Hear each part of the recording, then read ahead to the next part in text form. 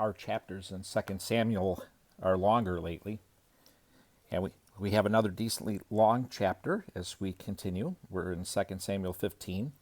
Along with the longer chapters, we continue to go with the chaos coming apart in David, or coming into being pretty present all the time now in David's house. Chapter 15 has a header, Absalom's revolt. After this, Absalom got himself a chariot, horses, and 50 men to run before him. He would get up early and stand beside the road leading to the city gate. Whenever anyone had a grievance to bring before the king for settlement, Absalom called out to him and asked, "What city are you from?" If he replied, "Your servant is from one of the tribes of Israel," Absalom said to him, "Look, your claims are good and right, but the king does not have anyone to listen to you." He added, if only someone would appoint me judge in the land, then anyone who had a grievance or dispute could come to me, and I would make sure he received justice." When a person approached to pay homage to him, Absalom reached out his hand and took hold of him and kissed him. Absalom did this to all the Israelites who came to the king for a settlement. So Absalom stole the hearts of the men of Israel. When 4 years had passed, Absalom said to the king, "Please let me go to Hebron to fulfill a vow I made to the Lord.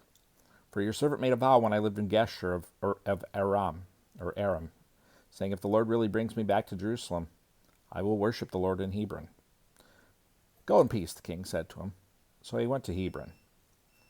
Then Absalom sent agents throughout the tribes of Israel with this message: "When you hear the sound of the ram's horn, you are to say, 'Absalom has become king in Hebron.'" 200 men from Jerusalem went with Absalom. They had been invited and were going innocently, for they did not know the whole situation. While he was offering the sacrifices, Absalom sent for David's advisor Ahithophel, the Gilonite, from his city of Gilo. So the conspiracy grew strong, and the people supporting Absalom continued to increase. Then an informer came to David and reported, "The hearts of the men of Israel are with Absalom." David said to all the servants with him in Jerusalem, "Get up. We have to flee, or we will not escape from Absalom. Leave quickly, or he will overtake us. Quickly, heap disaster on us and strike the city with the edge of the sword." The king's servants said to the king, "Whatever my lord the king decides, we are your servants." Then the king set out, and the entire household followed him. But he left behind 10 concubines to take care of the palace.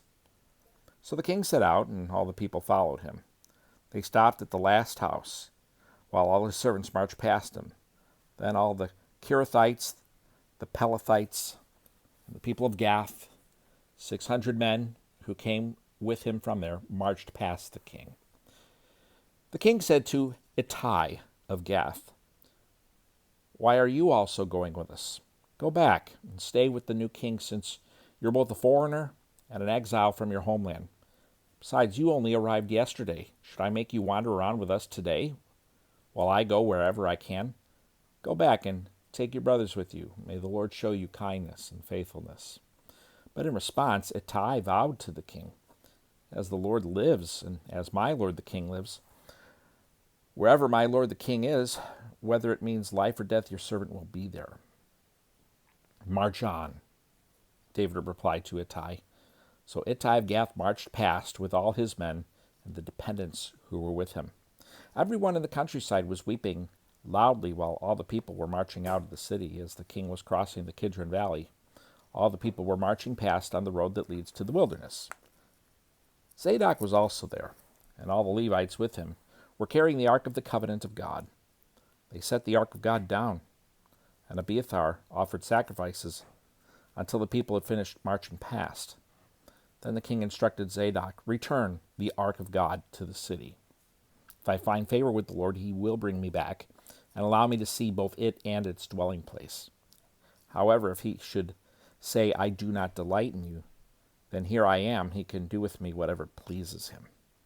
The king also said to the priest Zadok, "Look, return to the city in peace, and your 2 sons with you, your son Ahimaaz and Abiathar's son Jonathan. Remember, I'll wait at the fords of the wilderness until word comes from you to inform me." So Zadok and Abiathar returned the ark of God to Jerusalem and stayed there. David was climbing the slope of the Mount of Olives, weeping as he ascended. His head was covered, and he was walking barefoot. All the people with him covered their heads and went up weeping as they ascended. Then someone reported to David, "Ahithophel is among the conspirators with Absalom." "Lord," David pleaded, "please turn the counsel of Ahithophel into foolishness." When David came to the summit where he used to worship God, Hushai the Archite was there to meet him with his robe torn and dust on his head. David said to him, "If you go away with me, you'll be a burden to me. But if you return to the city and tell Absalom, I will be your servant, your majesty. Previously I was your father's servant, but now I will be your servant. Then you can counteract Ahithophel's counsel for me. Won't the priest Zadok and Abiathar be there with you? Report everything you hear from the palace to the priests Zadok and Abiathar. Take note, their 2 sons are there with them, Zadok's son Ahimaaz and Abiathar's son Jonathan. Send them to tell me everything you hear." So Hushai, David's personal advisor, entered Jerusalem just as Absalom was entering the city. 2 Samuel chapter 15. Thanks for watching. Hope you have a great day and hope to see you back here tomorrow.